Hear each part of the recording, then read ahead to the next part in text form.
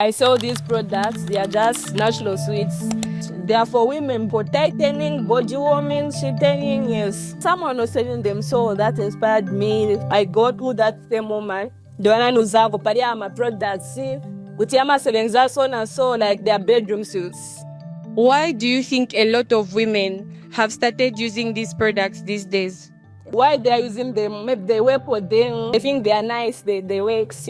Put it in and like bakuru wanakudaka. But things they are wearing the pants. But if into matan this akudi bajawa kudu bena mostly because mapuru am good. Okay, so pale ayon se ni ati amne amankala pa height man dia sebenza chan. But it's our plan with for training. We are for tightening for free news. Yes. So, have there been customers who have never my negative side effects near bunch? I'm a full side. Be my face also like most who be one about stop up complaining at yana my side effect. Gamma side effect with bombs. Bama Borela like put a testimony. Chamas my production. Your servants I Tanzam family. Bama Borela. Are there any misconceptions or misinformation? They are nearly out there. I am name Mugulisa. You feel Mufunko is correct. Vam never into a macambida properly. Like some will say that these are charms, Nivolowela, Koso, Chen, the Bama Buddhist, Atumfano, Jabudis, Aborowela, Koba, and Ton de Vama, or Nila Vantoinam. So, I'm come up with inspire my products, goodies. They are just natural sweets, they are normal, they are not charms. My products here, Bueno. Yes, I've benefited a lot, especially for clothes, and the tightening thing, this black thing for tightening, and the clothes. They have benefited me a lot so far. I was just trying them also. I wanted to try them because people, they talk a lot about them. So I also wanted to try them and they are good and I still use them.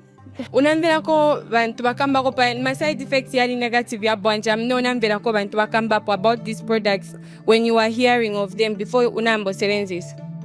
No, they don't have side effects because they are natural products. They are natural herbs. Are men aware that their women are using such products for their benefit? Oh, sure, yes. Men are very much aware because in preparation for marriage, especially a long time ago, men are taught that your women will be using these aphrodisiacs or herbal medicine to help you get heated up. They're also taught that it's not harmful, it's just okay. So accept it. And also women are also taught that men also be using sexual boosters used by men. So they know that, but when it comes to the modern world nowadays, not everybody is aware, but of course 90% are aware that now, that because much is not being taught regarding culture and traditions. People have gone modern ways.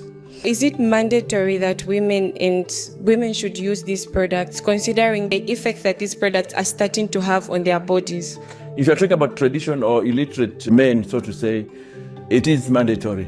They would like their women to use these sexual boosters. It is also mandatory that women would like their men to use sexual boosters so as to enhance their sexual appetite, enhance their sexual feelings, enhance their sexual satisfaction, because they believe that without these medicines or herbals, they cannot enjoy sex per se. It has a background. It's coming from the patriarchal system. Our old fathers and our old mothers use that so much. Looking at it from the modern point of view, is it very important for couples to do this in their relationships? When I teach couples and teach those that are going into marriage, I always tell them it's not necessary because it has got a lot of consequences, a lot of negatives. It brings diseases and diseases that are incurable and that would leave you wasted in life, so to speak. So I always encourage them to use sexual boosters that are helpful. For example, groundnuts, kalundwe, that's cassava, vegetable greens, cheese, and many other healthy foods that are traditional but can help them be productive sexually, so to speak. If you use sunko is actually smoked by women in the nose, on the mouth, and also they put it on their private parts. So that brings or breeds a lot of sores or problems inside, so to speak. And so when they do that, it doesn't help them a lot. There's also what we call wanky. For example, wanky women drink a lot of beer, or they apply some beer, not of course opaque beer like Mossy or Castle. They apply it on their private parts. and clean their private parts so that quickly they can go to another man. So that doesn't also help. And there's also what is called kalamatila. So once you use that, you're always wanting to have sexual extraordinary with the man, your boyfriend, or your man friend or your husband. So it becomes addictive that you cannot stop it, so to speak, because once you use it for 14 to 21 days, it sticks in your mind, and you have no choice. Unless you use that, you cannot perform very well. A woman cannot perform very well, a man cannot perform very well. And also, there's one thing that women use, one of the sexual boosters, but it is not for eating as such or for drinking. It's called chefia. They make their vagina very small, so that when the man is penetrating, he finds it difficult. He can stay for 5 minutes without penetration. So they do that to deceive the men that I'm a virgin or I did not play much before I got married. And so traditionally we're told that women are supposed to use porridge or chefia so that they can be helped a lot in their sexual life and also keep their man. So you see the myth is that if you don't use these things, your marriage will not last long. Your husband will go to another woman because they believe that a marriage is actually sexual intercourse. So when I teach these young men and women, I say that sex is one of the components of marriage. It's not the main thing. There's house chores, there's love, there's understanding, there's communication. So the belief is that you need to spice up your body, both men and women, for you to stay long in marriage. If you don't do that, your husband will be grabbed or your wife will be grabbed. And true to what they say, many husbands have gone to other women. And the prostitutes or these commercial sex workers, they know that very well. So once the man looks stabbed sexually, they'll get him. And once they get him, they use these boosters to the point that the man becomes extremely excited or extremely satisfied.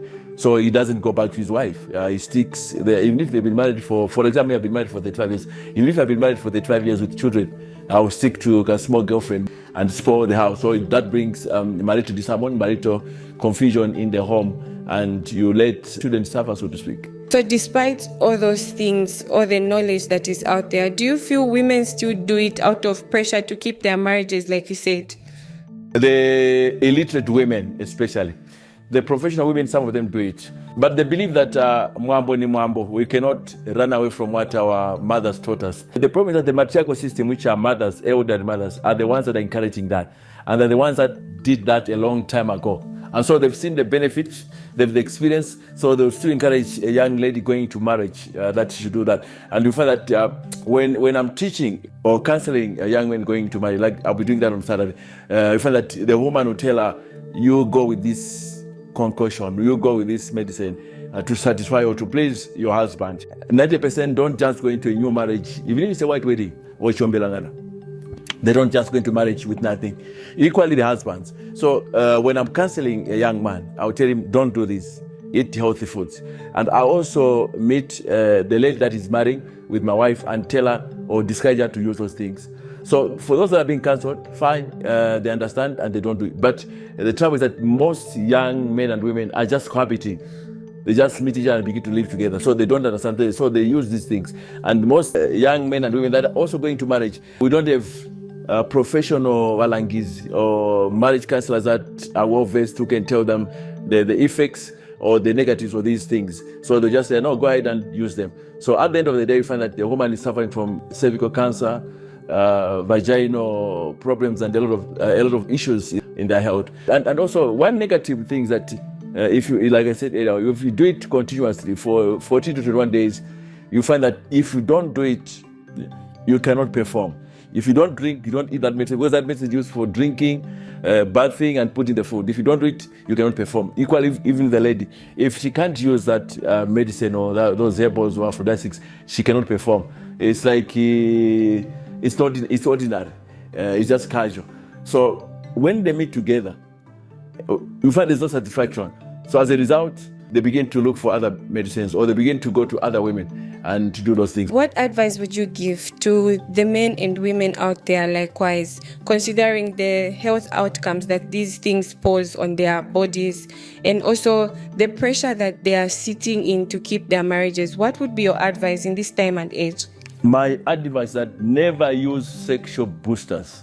Never use aphrodisiacs whether men or women, whether married or not married, whether cohabiting or not cohabiting, that they are in danger. They'll cause you to go to the grave premature. You die early. And also, sexual intercourse does not keep marriage. It doesn't bind the man and the woman together. It doesn't bring harmony in the home. It is actually one of the things that, one of the components that is used in marriage. In real sense, marriage is about love, communication, and unity.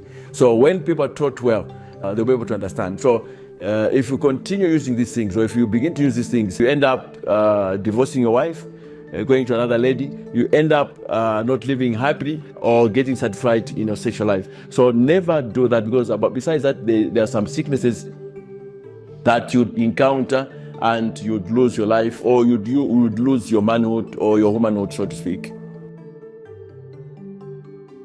As a health worker, a cervical cancer provider, we don't encourage that. We have a lot of beliefs as women, like married women. You want to make your husband happy, you go and start inserting some herbs. All those things, they affect the normal environment of the vagina. You are actually introducing infection and introducing some bacteria that are going to affect the normal floras. So no douching, no use of herbs.